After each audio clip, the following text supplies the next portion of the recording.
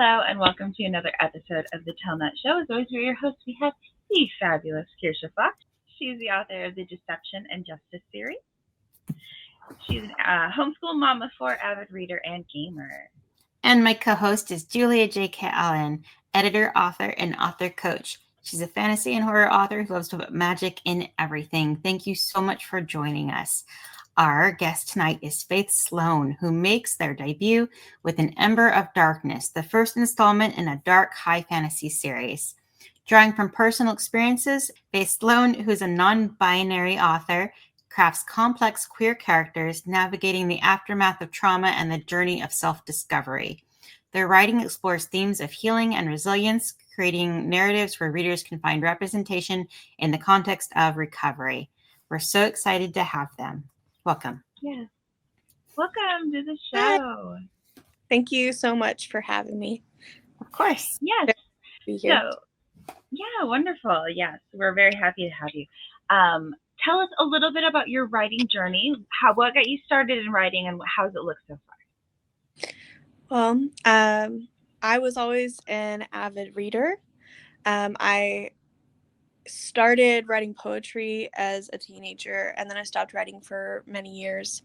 And then I joined TikTok and met Shel Cypress, and she found out about my love of writing, and she encouraged me to join NaNoWriMo in 2021.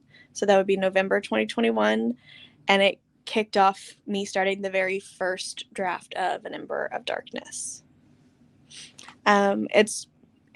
That book has currently come out last year, August 15th, 2024. I have two more books that may be coming out this year and an audiobook for An Ember of Darkness. So I think congratulations. Mm-hmm. Yes, no, that's wonderful. It is such an accomplishment to write a novel, let alone publish it and all of that stuff. So, yes, congratulations. I too started with poetry in high school, and I always call it my first love. But when I read some of the stuff I wrote, I'm just like, oof. First love for me, my eyes only. I recently found a USB from high school with a couple of really old poems on it, and I went, these are just for my eyes. Yes, exactly. No. We love where we start out, but it's always so interesting to look back and see how far we've come and stuff. Mm-hmm. For sure. So what draws you to dark fantasy? So dark fantasy, specifically with An Ember of Darkness, comes with the very dark themes that are happening in the book. And I'm drawn to it because of how Ember's story progressed. A lot of the themes that are happening in the book are based off things that happened to me in real life. And the concept of darkness is pretty heavy throughout the book itself. So I've always enjoyed suspense, and I've always enjoyed a lot of fantasy and horror media, and I felt like this was kind of the place to accumulate all of those interests into a central passion. Mm-hmm. Mm-hmm. Yeah. I always think it's interesting because a lot of times when you talk to other writers and you ask what they like to read, sometimes they're very different what they read versus what they write. So. I don't read dark fantasy. Yes, right. I find that so fascinating, though. What do you like to read then? I'm actually more of an urban fantasy paranormal romance reader. Right. Yes. And this specific book is more of a passion project. Most of the other dark genre writers that I have become friends with, none of us read the genres that we write in. That's not our genre. But it's because this is the stories that we're compelled to tell, and dark stories. So that's just kind of how they turn out. Well, I find that reading is therapeutic and writing is therapeutic, but in different ways and for different reasons, right? Mm-hmm. So I feel like a lot of times I know when I'm reading for escapism and I'm reading for that stuff. But when I write, I'm not necessarily writing like escapism. Sometimes I am, but sometimes I'm writing horror. So it's it's cathartic in a different way to write through Definitely. some of these Mhm. different areas rather than what we read. Like if I'm reading, I'm like, please don't make me cry. I just want to read. I'm okay with books that make me cry as long as I'm not crying the Yeah. whole time. Right. I read a book that is slightly similar to mine recently. It's another indie author's book. I don't know her personally, but I loved it. And I would say it's like bordering dark fantasy. Hmm. And it's really the first other one that's similar to mine that I've read before. And I'm finding that I can like reading the genre, but I haven't actively read in so long that it took me a minute to be like, the book has to be super good to get me, you know? Right. I feel like that's kind of the case for a lot of people where it's just like you only have so much brain, like you only have so much spoons, right? Spoons for the day, and that applies to your brain too, like how much you can function. And so when we're just like tired and busy all the time, it can be really hard to just like be like, yes, I'm going to put effort into reading a book. Because I've been on a little bit of a reading slump myself, and that is for that very reason. It started because I was doing a lot of editing, and so I was just like, I'm reading all the time for work. I can't really read for pleasure because I was just so exhausted by the end of the day, and it just has like carried on because I'm just like feel busy all the time. I definitely understand. Yeah. My world is like full of books constantly right now. And I don't always have enough time to read as much as I would like to. Yeah. Like if it is a book that I finally get to sit down and read, I'm gonna probably devour it in like 2 or 3 days. Yes, when it sucks you in, you just ride that the whole way through. Absolutely, yeah. No, I just get very frustrated with it because I'm like, I used to read more than a book a day. You know what I mean? So it's just very much like, I miss. When I was in But high school, I used to like that, and I used to read really fast. Like I remember being in like my junior or senior year of high school, and I had borrowed Breaking Dawn from my friend. She lent it to me that morning. She needed it back by the time we left school. I read that entire book during the school day. Right. And I don't think that I could do that now. I'm still a pretty fast reader, but right. It took like 3 days to read this new book, and it was like 505 pages. Right. So it's because of writing, I am re-entering enjoying reading again. Yeah, I love that. That's wonderful. I personally like agree that like you don't always read the books that are in your genre because you spend so much time in your genre that you kind of need to leave that and do something else. Palate cleansing. Right. And I feel like cleansing. with dark romance or dark fantasy, you're going into the deepest parts, like the painful parts. You're poking at them. So when you go to read, you kind of need relief from that. You need something a little fluffier or more comforting or just so different. And I think that you can take inspiration from anything. You know, it can be the most random thing, and then your brain is like, you know, and like the idea that comes from it may not have anything to do with what you just read, but somehow it prompted it. And you know, or you're reading something and you're like, I love the way they phrased that. I would love to be that eloquent, or I would love to describe things that way. Like you're learning, even if it's not in your same genre. I absolutely agree with that. Most of my friends that like my writer friends, we all write different genres. I only have one out of the 60 author friends I've met through TikTok who write in the same genre as me. And reading their stories like kind of wakes up a different part of your brain.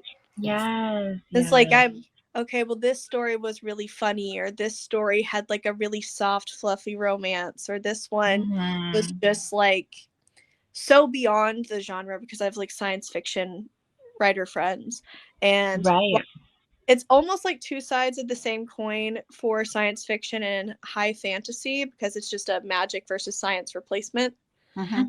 But we were just recently having this conversation, and she will posit like a question to me about something she's working on, and because while I love science fiction, I don't write science fiction, I can still give her cool ideas and vice versa. Absolutely. And it's Yeah. engaging in things that are the opposite of what you work on for some Right, reason. but it Makes that makes part. it so much more well-rounded and have depth as a story too when you do that. I always tell people, like, if you're going to read, you should at least dabble in every genre, because like you can learn like how to develop great relationships in romance like books. You can read about world building and all that stuff in sci-fi and fantasy. Like every genre can teach you a different aspect of the writing process, I feel like, too. And it's just really, yeah, I'm so eclectic and I love reading everything anyway. So it's really great to just glean from everywhere you can. I'm trying to start doing that with writing. So I have the Yeah. Beyond the Veil Chronicles series, and that is my dark high fantasy. Mhm. I have started and finished the first draft of yesterday a paranormal.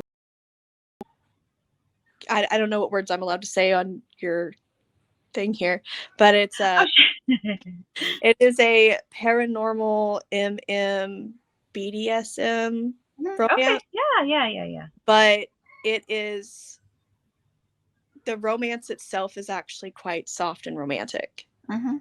Oh, yeah. And Yeah. that's so different than what I Mhm. just wrote in An Ember of Darkness. That series is very heavy. And I've taken a break from Right. writing the second book because it's so heavy. so heavy Yeah. that I was like, okay, well, we're going to write something fun and fluffy. Yeah. And the book's going to end nicely and everybody's going to be okay at the end of it. And that's not Right. the other series. So No, yes, that is the one really great thing about romances, is they always have happy forever or happily ever after, or at least for now. Can you tell us a little bit about your writing process? How do you go from like idea to finished draft? I have a couple of ways. Like, so an idea will come to me, and sometimes it's kind of like just kind of floating around, and I will listen to music and let myself kind of like zone out and feel through it, and then I start writing. I Sometimes I'll write in third person omniscient initially, and that I get in everybody's heads that's going to be in a scene until that scene is entirely written out. And then I find the person who had the most prominent or the most interesting perspective, and I narrowed down to their point of view. Mhm. So by that point, I know how everybody's feeling, I know how everybody is reacting, and we filter back down into that viewpoint. Oh, I love that. Yeah, what an interesting way to explore the scene, like let it unfold. Because You I just let can't the tell scene you how many times I've started a chapter from one point of view and been like, you know what, that other person's way interesting. So like I swap flop. So Yeah. but starting that way, it sounds a lot like a faster process. It is and it isn't, because I will have to rewrite the scene again. Mm-hmm. But Right. unless a scene comes to me and I'm already in somebody's specific perspective. Mm-hmm. So like a lot of the time I'm in Ember's perspective, which is the female main character. But that's mainly in scenes that she's primarily alone Mm-hmm. the majority Right. of the chapter. I've tried sitting there trying to experiment with, okay, well, what if so and so was in this scene? And I had a third wall break with a character once. They never directly talk to me. It's not like that, except for one specific instance where I had two characters argue, and I was like, well, what if this third character was there? And the character just kind of leaned over and said, we don't always have to be together, and then just left. So they're like, here. I love that though. That's yes. That's the only time that has ever happened. But Right. for the most part, I see scene through music, or just kind of letting myself zone out and do other things. So like Mhm. playing video games or even like menial tasks like cleaning the kitchen or whatever. Absolutely. Yeah. Absolutely. Things just pop up in the background whenever you're not expecting them. Mhm. Yes. Yeah. Well, you sort of have to when you're an author mom. You have to make use of that time the best you can, because waiting to write or waiting to think when you actually have a moment of quiet or a moment to yourself, like you'll never To get type. anything done. Yes. if You need that. if You need that time for typing only. You need Yes. the ideas beforehand. I do a lot of my writing when the children are asleep. Mhm. This is about the only time that we actually get any peace and quiet. What do you think is the most important part of writing? I think that the most important part of writing is that the author is being true to how they feel about what they're writing. So, not thinking about what the readers are going to think about what you're writing, but truly having the story convey the message that you're looking for. Yeah, I really do think that's the most important part, because every story that we write is a part of us. Mm-hmm. And making sure the characters' voices are truly being heard and that the core of the story really shines through is the most important part. Yeah, no, I love that. Mhm. Stephen King writes in his book that like he likes to consider it writing with the door closed and then you open it when you start editing, meaning don't think about what anyone's going to think about what you're writing while you're writing it. Just do it for yourself, do what you need to do, and then when you start to think about editing, that's when you're like, okay, how are other people going to do this? Let's look at it critically and analytically. I'm kind of avoiding that part right now with a book I'm working on. Yes, the editing process. Dun dun dun. Dreaded editing process. I'm trying to give it a couple of days because like I said, I just finished the draft yesterday. Yeah, Think about congratulations it on for a few days. finishing another draft. Yeah. No, and I really recommend that anyways, because like you want to kind of be able to see it fresh and new and not remembering what's on the page so you can really catch those missing holes, because it's like we see it all in our head, but it doesn't always make it onto the page right away. So I think taking a break is the right thing to do. Plus, for your sanity, you're like, I'm done with this. I need to celebrate being done with this for now and this stage of the process. And yeah, I'm trying so hard not to obsess over it. Mhm. right. Where you're just like, I need to make it perfect now, though. Yeah. Well, you like live, breathe, blink, live, in the story. Everything, yes, And it's hard to turn that off again, to pull back out and yes. I was getting in so deep with my second book, with Mhm. an Ember of Ruin, that's why I took a break with writing this other one, because I still wanted the gears to be turning, but Mm. not bogged down as deep in the story as I was, because I was starting to lose Right. Mhm. and Yeah. just needed to kind of like step away, take a Mhm. breath, not think about that. Right. See the forest for the trees. Yeah. I feel like it made me feel pretty refreshed, Yeah. which I No, haven't that's done this wonderful. before, because like this is second book. I'm still Yeah. learning. Mhm. Yeah. No. I Yeah. It think, sounds like it was just what you needed. first, second, 11th, 15th, you're still always going to be doing new things and learning new things. Like Mhm. there's always more to learn. I'm pretty excited about learning all the new things. And all the author friends Yeah. and editors and narrators that I've met have really, they've made a huge difference in the way that I see things when I'm writing. And I Mhm. like Mhm. taking a lot of their advice, which writing another book on top of writing this one was actually somebody else's advice, Mhm. because it's mood writing and it makes it more fun. Mhm. So Mhm. it definitely has helped. Oh, yes. We've had several authors who say that they overcome writer's block that way. If they can't do any work on one project, they just go to the other project that they're more excited about and work on that for a while. And when they're ready, they can come back. So, like, or they do some marketing, or they do some editing, or like having multiple projects keeps it all fresh and exciting. Does. And then I kind of have a catchphrase for my friend group, which is, when in doubt, write smut. Ah, I love that. Oh my gosh. Right. But it can mean more than just that. So it's like, it doesn't that scene doesn't always have to make it into your book. Yes. Sometimes it's a really fun way to get to know a new character and how the characters feel about each other, which is to, well, if I threw them in a room together, would they how would this go down? How would this go down? What did they like? Would they unalive each other because they don't like each other that much? Like, it's just an interesting way of learning your characters, and if it goes well or not well intentionally, it'd be a fun scene to end up in the book. No, I love that. I know one time when I was like trying to tackle writer's block, I had read the suggestion of like write a scene from a point of view of a character that will never have a point of view in your book.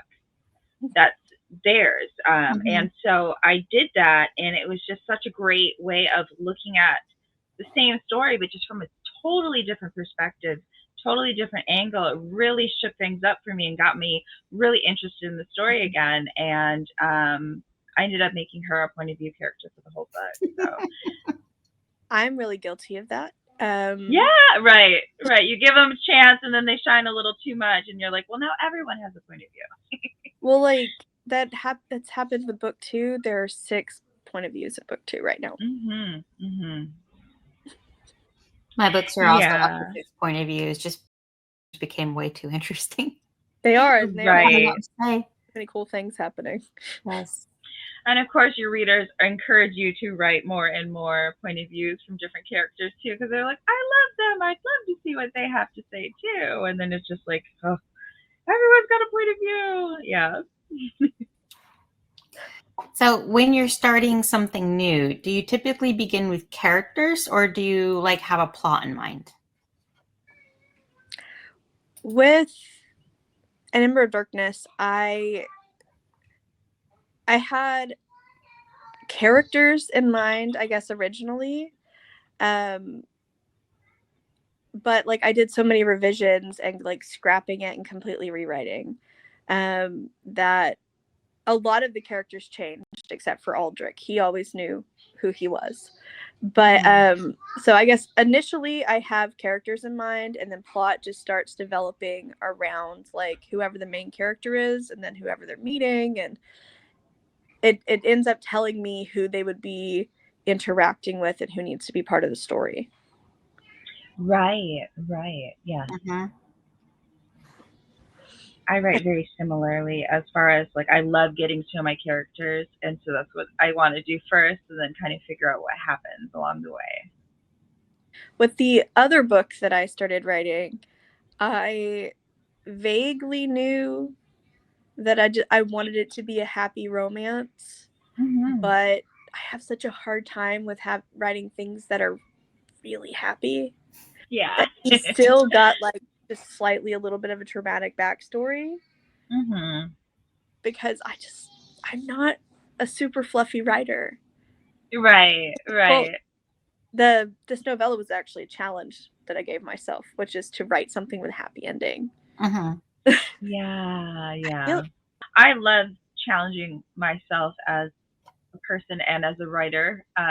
So that's how I got into the horror genre, because I've always loved horror media, like consuming it. But I was like, oh, I could never write anything scary. But then it was so fun to think about, like, how could I make this scary though? That I love it now. So I'm a big advocate for trying things that seem like they could never work, because I feel like, you get to learn and grow as a writer that way too, and have some fun, hopefully. That sounds like a lot of fun, honestly. I'm hoping to eventually start trying out more genres. I don't know if I'll fantasy or like with sci-fi. I have an idea for a thriller book. Oh yeah. That would be like entirely modern. And so I'm like, I'm just all over the place with genres. Yeah. But I feel like that's how we just are as writers. Are just very like eclectic people, where it's just like we love all kinds of things. We don't have just one or two big loves, right? I agree with that. I would say my biggest love in general is stories, but in just almost any form. Right. Stories can be told through Yes. visual media and listening to music and Like, songs and stuff. Music Exactly. tells you a story, video games tell you Mhm. story, Yes. poetry, books, like just Board games tell a Board- story. so- Yes. there's so many different things, and honestly, I just enjoy stories in all mediums. Right. And that's what like people will give advice on like social media of like find your niche and only do that thing and just do it well and you'll get your people to follow you and stuff. But I'm just like I can't pick one thing and keep doing it and still like it by the end How would of you all do of that. Right, right. But I remember like everyone was saying like, yeah, you know, when TikTok first came up and they were like, just pick one thing, maybe two, but like one thing and do that over and over again. And I was just like, maybe not. I don't think so. I don't think I could do that. Like if I got pushed into a niche and told this is the only place you're ever allowed to go, Yes, exactly. I couldn't do it.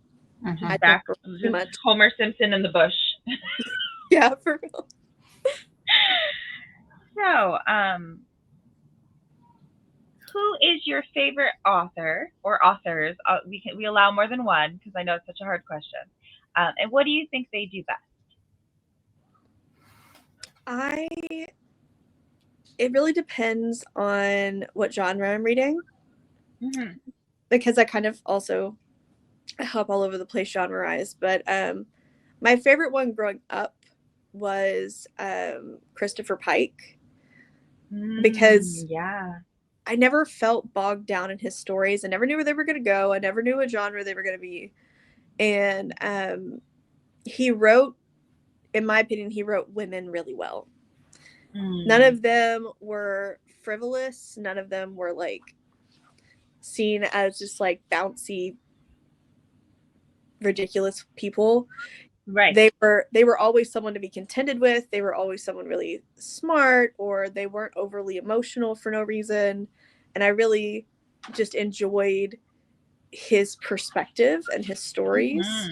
But they always like they could seem so normal and like modern, and then we're time traveling suddenly. Yeah. Or there was like aliens the whole time or something. And I liked how surprising whatever his story was going to be. But more recently, I have started exploring authors, because I hadn't read anything that had come out before 2007 until like 2 years ago. And honestly, I really like Sarah J. Maas's books. I know that a lot of people have issues with them, but they're what got me back into reading. Oh yeah, no, I Sure, quite yeah. enjoyed them.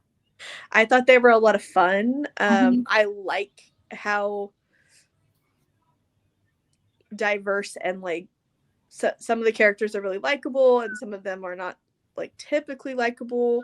And I like that they made them so different like that. And that there's so much going on that everyone's still talking about it. Yes. Right. I really enjoy books that have like big casts and intricate, deep personal stories. So for now, Sarah J. Maas is one of my favorite authors, and Christopher Pike, even though their writing styles are wildly different. Of course, because you can like all kinds of different things. Yeah, right. No, I remember reading because he did the Fear Street series. Didn't like because he when I was in middle school and stuff, I was reading all the Goosebumps books. But when I got a little bit older, I graduated. I feel like I graduated to Christopher Pike because I feel like he did some scary books as well, didn't he? Yeah, he did. A lot of his books, people they were killed, or it was like a murder mystery. Right. Yes. Right. Yeah. No, I enjoyed him as well. Yeah. I remember really enjoying his books as well. That's so fun because that's it's not. I feel like everyone collectively was reading it because it was like in all of the Scholastic Fair books catalogs and stuff. But I feel like nobody talks about reading Goosebumps and Christopher Pike growing up. But I feel like we all did. Yeah, just like the Babysitter's Club and some of the other. Did you read any Caroline B. Cooney books? I think I did. That name sounds very familiar. So I was reading her alongside Christopher Pike, and I think I found her first actually like 5th grade reading level. Yeah. And she was one of my favorites. I actually still have some of her book and Christopher Pike's books on my shelf over here, and Amelia Atterwater Roads. Oh, okay. Amelia was a teenager when she wrote some of the books that I have on my shelves, and that was one of the reasons Wow. why I loved her Yeah. so much, is because she had, like, I would not say that they're the most fantastic books ever written and they're like of this excellent quality, but they were enjoyable, especially for someone who was as obsessed with vampire books as I was. Yes. Right, right. Now, there's been some amazing books that teenagers have published, like The Outsiders. Amazing. When I found out that was written by a teenager. But absolutely. Sometimes people have criticized books, and I'm like, you know what? They didn't have to be the height of literature for me to enjoy them. Right. I care about, was it a fun story? Did I like the characters? Did I take enjoyment from this? You know, I said, you're like, what's the point in putting your bar of enjoyment so high that you can't enjoy most books? Like, have fun. Right. You know, if you like fluffy, be fluffy. If you want happy, be happy. If you want to do something scary, you know, like let people like things. I agree. Exactly. Just let people like things. And like, some people think it's weird that most of the books that I've read in my life have been YA. And I'm like, those, well, I was a teenager most of the time that I had read them, but I really enjoyed those stories, and not everything. Like, I love reading spice, but not everything I read has to be spice. Right. Friends are like, oh, I don't know if you'll like my book because it's closed door. And I'm like, well, did you tell me before I read it that it was going to be open door? And they said, well, no. And I'm like, well, then I'm not going to go in expecting it to be open door. Right, right. I enjoy all kinds of books. And as long as you didn't hype it up to be something else, I plan to go in there with an open mind. And if you made me feel something, whether maybe I'm angry at this character because you wrote them for me to not like them, or you wrote me to fall in love with them, or you wrote this to make me cry. If you made me feel something reading this book and I'm impassioned about it, 5 stars. End of story for me. Yeah. No, 100% agree. Yes. I really hate when people hate on things because they're childish or because female presenting people like it. You know what I mean? Like pumpkin spice lattes. Like, who doesn't like cinnamon and nutmeg together? Let people like things, and don't look down your nose at other people because they like different things than you, you know? Yeah, there's room for all readers. There's room for all authors. I definitely agree. Because I've had people ask, like, why would you write young adult, for example? And I know, like, romance gets a lot of hate as a genre, too. But it's just, like, I love exploring the themes that young adult addresses of figuring out who you are and doing the right thing instead of the easy thing. And, you know, like, just the things that you tackle for the first time as, like, a 16-year-old and you're figuring out who you are and all that stuff. I just love exploring those types of themes and topics and stuff. And so yeah, it's just really annoying when people are like, oh, you write young adult, or you write romance, or they just like crap on the genre you write because they don't understand the appeal of it, you know. I do understand that quite a bit because I've gotten some backlash from people like that I interact with, and they're like, oh, your book is fantasy, but it has spice in it. Or even fantasy or genre fiction in general, where they're like, you're not writing literature, like canonical literature. Like, what are you doing? This is not the next great American epic, you know? Like, yeah. But who's to say, you know? Did Tolkien have any idea how, like, wild The Hobbit would pop off? Like, no, he was just writing a kid's book, you know? And I don't think that any author knows how well or not their book is going to do. You just have to write the story that's in your heart and send it out into the world and hope that the right people find it. You know? You can try to write to market. You can try to chase the trends. You may or may not have success, but like we never really know. What is something you would say you've learned from the writing process? To keep things that I don't plan to use in this book in a file. Yes. Yeah. Don't delete anything is Yes. the thing that I've been yelled at a lot because I was deleting everything. Oh no, yeah. But also that it's okay to give your brain a little bit of time to workshop things. I've learned a lot more about how my brain works and the things that, like, learning what I need to be able to write. Yeah. And it's just been a very interesting process. Like, I need time to decompress, or sometimes I need to go for walks or something. But it took a lot of trying new things to figure out what my writing style was. I didn't even know what my writing style was, which is I'm a mix of a planner and a plotter. I'm a pantser and a plotter, and it's I go in with kind of an idea, and then they run away with it.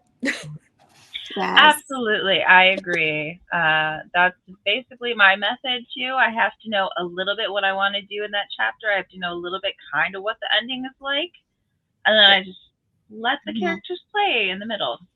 Well, I have an idea for the feel of what that book is supposed to be like. Right. And then my brain's and this is how that book ends. And so I write a note of what I'm writing towards. Yeah.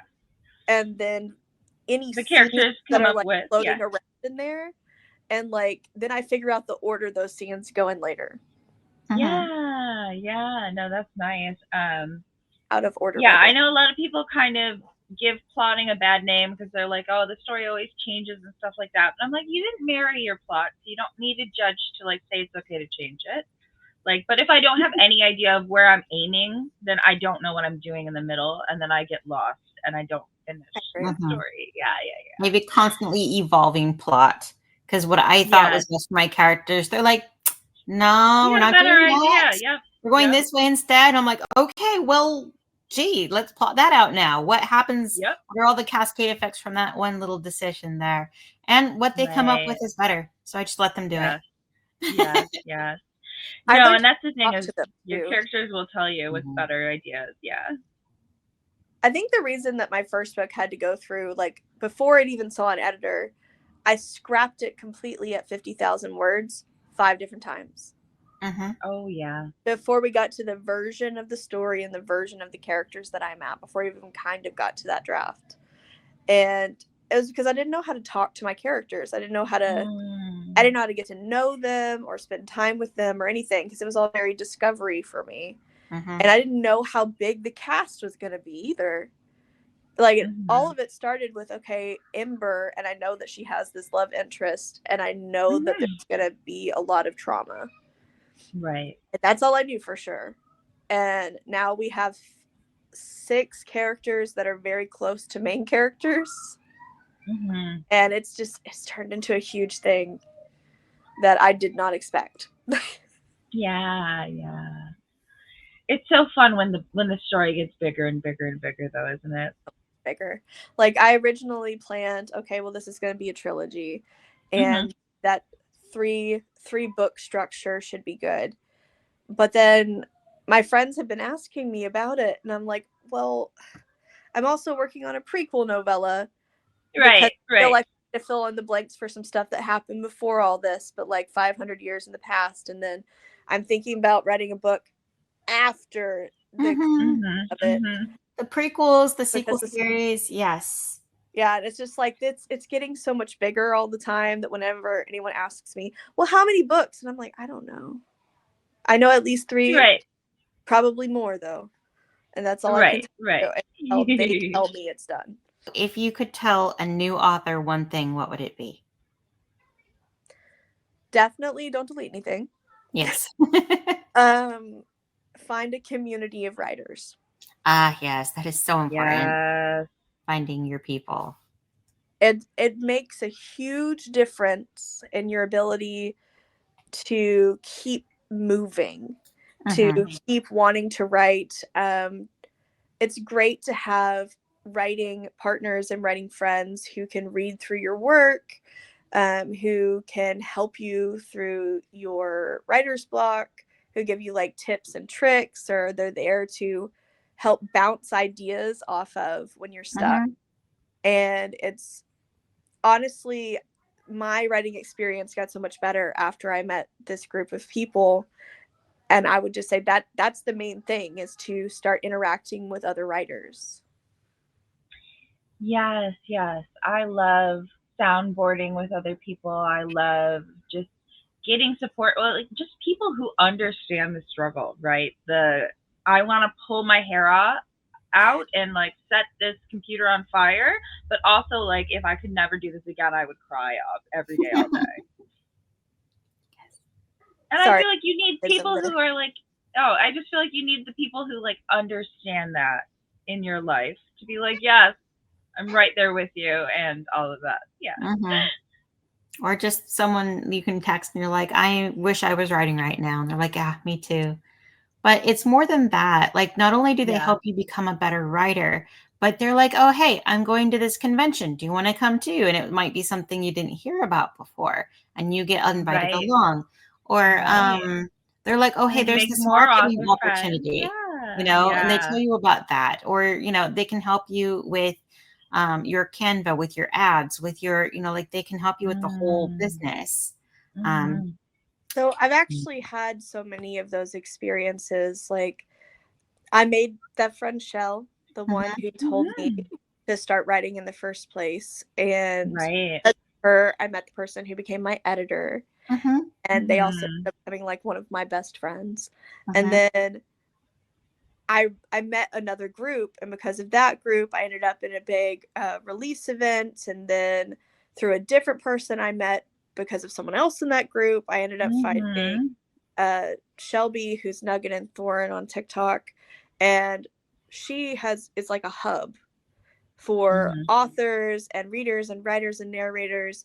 And so she introduced me to the people who are narrating my audiobook. Who, like, I've met so many other authors, and it all started because I met Shell, and then it turns into like a cascade of meeting so many other people and building a community. So it's wild how fast it can happen, and how much the world can grow, and how much, like, I started making covers for my friend Christy because she needed help with covers, or we edit for each other, or hey, so-and-so is doing this event, or they like, hey, have you thought about taking your book to Renaissance fairs? And now I have 3 Renaissance fairs that I'm vending at this year. And that's exciting. So it's just them giving you one idea, or being like, hey, I found out about this event, or I found this person. It's amazing what just knowing a couple of people can do, because they get your foot in the door, or help you with Atticus. No, that's the thing about the writing community that is so amazing, is everyone is so eager to help each other too. They are. Really are. And just share what they know and help you along the process, because it's not easy to be indie or self-published or anything like that. There's so many steps involved. Like, every time I publish a book, I'm like, hey, Kirsha, what do I do now? I'm at this step, but I don't remember it from last time. That really is the thing, though. As soon as I finished my first book, I went, I don't know how to do this for a second book. I don't get how to do it again. That is very common. Oh my gosh. Okay, let's do the rest of the questions kind of rapid fire, because we're getting nearing the end of the hour. So, favorite part of writing? Discovery writing. It's kind of what I call it. Just learning while I'm writing is my favorite part, because I'm surprised too. No, it's so fun to write that way. How about least favorite part of writing? Editing. Yes, absolutely. Common answer. I will say I'm an editor, but I don't like editing my own stuff, just everyone else's. It's like the dev edits. Yep. Well, it's no fun looking at your own mistakes, But when you find somebody else's Yes. mistake, you're like, yes, got another one. It's like, Right, and it's very much like you can build off of their ideas a lot easier. With yours, you're just like, I already thought about this, and I don't know what else to do here. Yeah, so mhm, it's really nice with other people's idea. You're like, oh, you should totally do this, and it's so much easier to see. mhm. What Um, influences your writing? Like I said, music is a big influence for me, but also events that have happened in my own life, or just, I would say, just real world events that I can use to motivate my characters. mhm. The real world can get pretty dark. There's a lot of Yeah. there's a lot of inspiration to pull off of without ever Right. going into fiction. There's a lot of political influence in An Ember of Darkness. It's based at a peace summit for the majority of it. And Ember of Darkness has a lot of political influences. There are very subtle or not so subtle nods to some of the ways that our American politics function. Mhm.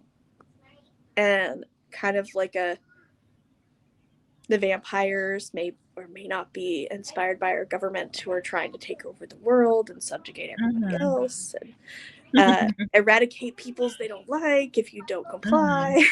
Mhm. Mhm. Right. Right. That's the wonderful thing about fiction, is holding up a mirror to the real world.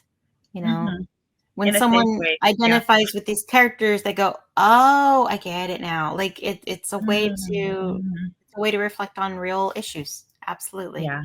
And there's also and Ember of Darkness has a lot going on in it. So there's a reflection of political stuff. There's also a reflection about how abusive relationships can be viewed. Where if you're someone who's stuck in a trauma cycle where, okay, I left one relationship and now I'm in another one almost immediately, but this person is worse somehow. But you still can't get out. And Ember is kind of stuck in that with the prince almost immediately, and she's getting gaslit and literally glamored a lot. And so her perceptions of what we're viewing in her world may not necessarily be true. Right. For the majority of the book. And so it's looking at darkness in life and trying to show your way out of it. Because I'm showing you all of his red flags. They're very clear. Ember can't see them, but the reader definitely can. Well, don't worry, we will get through it. And that's kind of the vibe of that series. Is Ember this is her villain origin story. And but it's a very much a point to, well, who's a villain? What makes you define somebody as a villain, and what side of the line are you standing on to make you think that person is a villain? Because there are many in this series. Right. What has been your most significant writing victory so far? Just getting it published. Yes. It's out there. Yes. I think that's a victory all in its own. It very much is, every single time. And then, have you ever been given writing advice that you hate? I don't think so, because I think that everybody who is trying to give you writing advice, they mean well with it, and it's something that has worked for them. Just because it may not necessarily work for me doesn't mean it's something that I won't at least think about. Right. I don't think that there's I take it back. There was someone who gave writing advice. Who said, don't edit your work. There was someone who was trying to tell us, not edit. It started a big fight. But definitely edit. You need to reread that. Right. And let somebody else look at it before you publish it. Yes. Depending on your kind of brain, I have to edit as I go, because I have a better idea. So I have to go back and fix it. And then cascade effects happen, or sometimes I edit to sort of get myself back in the story. And I might go a little slower, but it's just part of my process. So I think when someone tells you that you have to write a particular way, that's when you start getting bumpy. Yeah. I definitely agree. I'm a little bit of a write as you go person, like edit as you go while you're writing. Yes. And I have to stop myself. I hear my editor in my head being like, no, just keep going. Leave a little note about the Yes, thing you want right. to change. Leave then a little move note. on. Yeah. Push I through. think it's just don't let it stop the forward momentum, the forward progress. As long as it's not stopping you from moving on, then if it works, that's part of your process. Yeah. Everybody's process is very different. What works for you is going to be majorly different. And that's why we love talking about writing process on that show, because there's so many different ways to write. We want to give everyone a different perspective on it, but we want to give you the chance to tell our listeners where they can find out about you, more about you and your books online. So here's the time to share your socials or your website, anything like that. You can find me on almost any social platform under author_Faith Sloan, or through my website, sloanfantasynovels.square.site. Wonderful. And thank you so much for joining us on the show tonight. It's been such a pleasure talking. Thank you so much for having me. It's been really fun. Thank you. And thank you to everyone listening along at home. Remember, our next episode comes out Friday as usual, and there's more than one way up a mountain. If you're interested in being a guest on the show, you can find us on social media at The Tellnut Show or email us at thetellnutshow@gmail.com. Thanks again for watching. Thanks again for listening. If you enjoyed the show, consider subscribing and liking. We appreciate all the support. Julia J.K. Allen is an author, editor, and coach, and can be found at hijinksrudder.com. Kirsha Fox is an author, avid reader, gamer, and mother to 4, and you can find her at kirshafox.com. Thanks and see you next time.